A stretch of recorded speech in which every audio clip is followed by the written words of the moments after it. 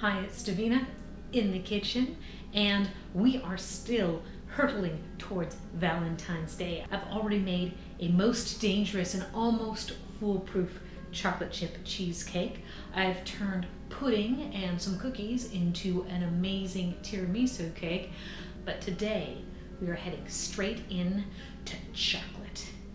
2 ingredients, sort of 3 ingredients, maybe as many as 6 ingredients. Really, it's easy. Really, chocolate truffles are easy.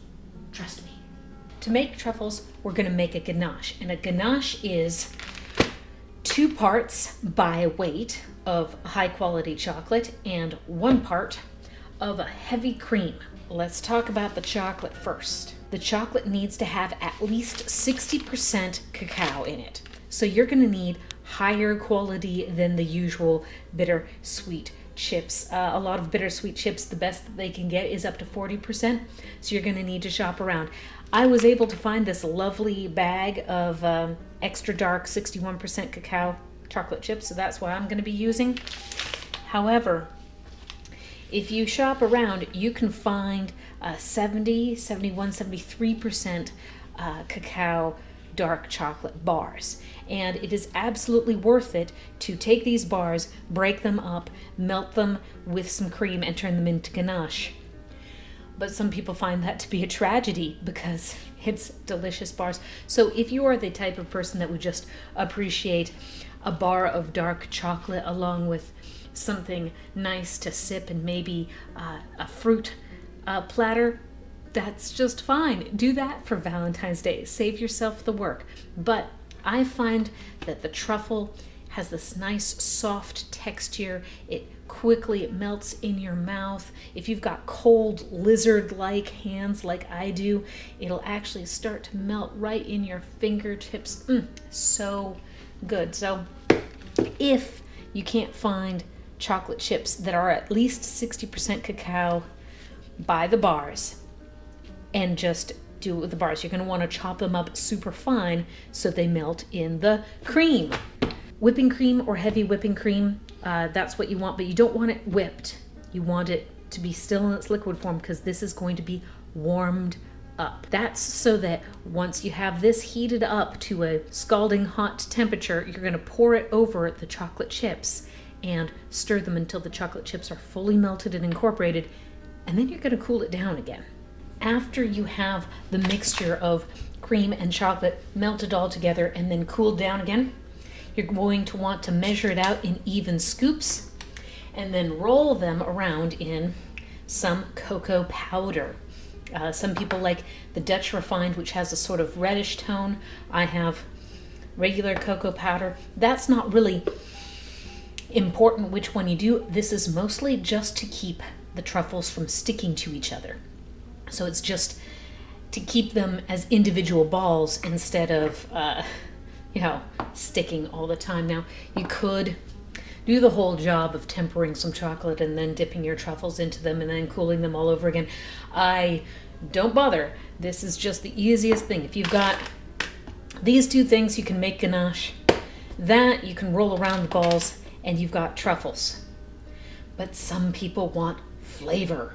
Now, I believe that chocolate has a great flavor on its own. Some people want to make stuff fancy, so they'll do things like adding in some coffee and hazelnut, or chilies and cherries, or ginger and blackberries, and these are all delicious blends, to try out.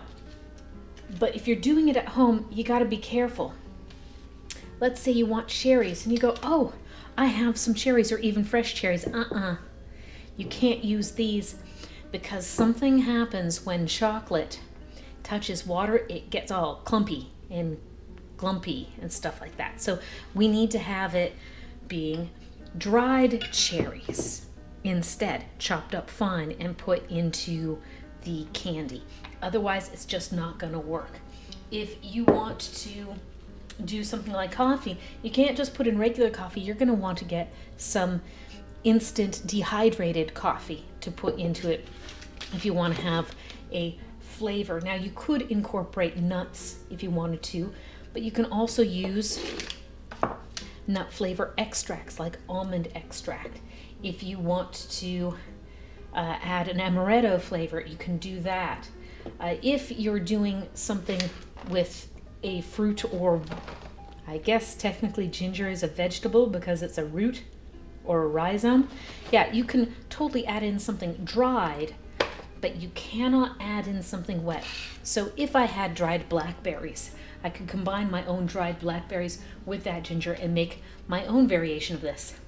But honestly, if I were to make a flavored truffle, I wouldn't want to go overboard with any of these fillings because the star should be the chocolate. So if I were to do some fantastic flavors, I would actually just take the bag of chocolate chips and also weigh in the chilies and cherries or the blackberry and ginger or whatever flavor combination I was doing, because the chocolatier has already figured out the right proportion and way to get these things to bond with the chocolate well, and it's just going to be easier if I let somebody professional handle it.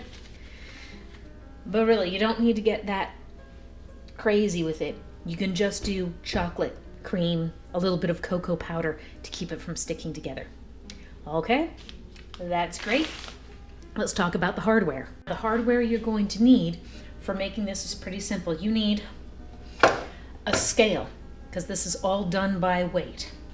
You're going to need something to measure the chocolate chips in, something to measure by weight the cream in.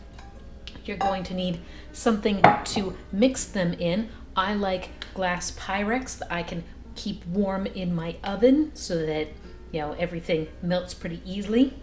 You're going to need a scoop at the end, and then you're going to need an additional plate or bowl to roll the finished balls into. So that's the hardware part. Let's get started. With most scales, if you put the measuring bowl on them and then turn it on, the measuring bowl will not count in the weight. If I take it off, it now shows negative 2.29 ounces. Put it back on, and it zeroes out. Now, if I had done this the other way, and I had started it and I threw the bowl on, usually if you just hit the power button again, it'll zero everything out. So, let's see how much actually by weight this 10-ounce package of chocolate is.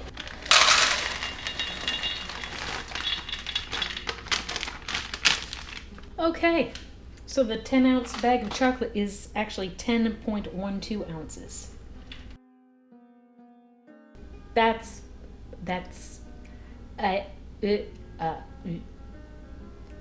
It is so close between 9.98 and 10.02. I'm going to call that it, and I just had to remove 4 chocolate chips. These are going in my mouth. So now, with the cream, I need just 5 ounces by weight. That's as good as it's gonna get. Now, some people would say, okay, I now need to put this in a double boiler and warm this cream up separately, and then once the chocolate chips are mostly melted, incorporate in the warm cream and all of that. I don't do that. Instead, I'm gonna take my cream by weight, I'm going to put it in a different Pyrex dish, and I'm going to microwave it. It's going to be a little bit more than a half cup, but barely. So for me, a half cup, 1 minute in the microwave gets it to that simmering sort of boiling point, though I might still end up with a skin on top.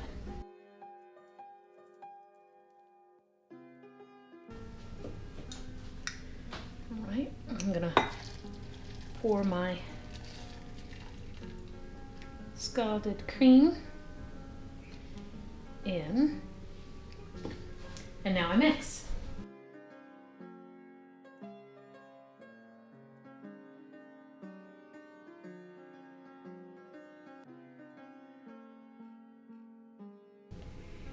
Now this ganache is ready to do ganache things with. You can use this as a frosting. You can cool it down a little bit and whip it, and then it'll be more of a whipped frosting. You can use this as a fudge. on top of ice cream. It is very, very versatile. But we want to make it into balls that we can then pop into our mouth like a box of chocolates. So I need to cool it down. Now, I could just put this whole warm Pyrex dish into my refrigerator and let it chill. But that's going to take more time. So to speed things up, I'm just going to put it into this baking dish. Now, some people say, oh, you've got to line it with parchment. I could, but I'm just going to be scraping it out with my little metal scooper. So all I'm going to do is just hit it with a little bit of spray nonstick, a little bit of vegetable spray nonstick. That's not going to really incorporate into the ganache to change its texture. It'll just keep the chocolate from sticking strongly to the pan.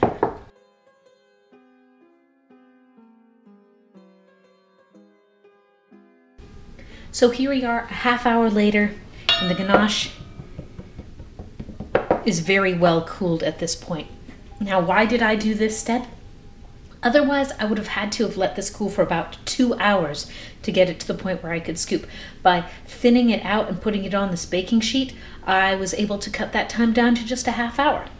So now, I get to do my scoop, drop it in the bowl, give it a little roll around, and get a dish to put that into. Now, other options for truffle coatings would be maybe finely ground almonds, particularly if you have an almond flavor and an amaretto flavor with your truffle. You could do more coarsely chopped nuts like pecans or something like that. It just has to be something to keep the balls from sticking to each other. I would avoid confectioner's sugar because the oils that are in the cream and the chocolate will end up kind of bleeding through and making those balls no longer white. So stick with cocoa powder or nuts or something that is not white. You can always do a hard shell, but then you have to temper the chocolate and blah, blah, blah, blah. And I just find rolling them is easier. So here are the truffles. They are soft and extremely chocolatey. See, which one do I want? I think I'm going to go for this one.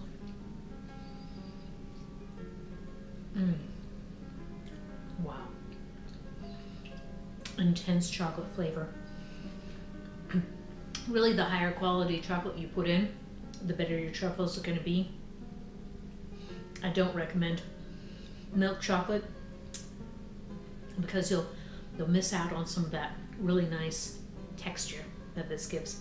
Anyway, this super fancy looking, but actually really simple to make, and has such excellent chocolate flavor that if whoever your Valentine is, including if it happens to be yourself, really likes chocolate, making these truffles is going to be a perfect Valentine's gift.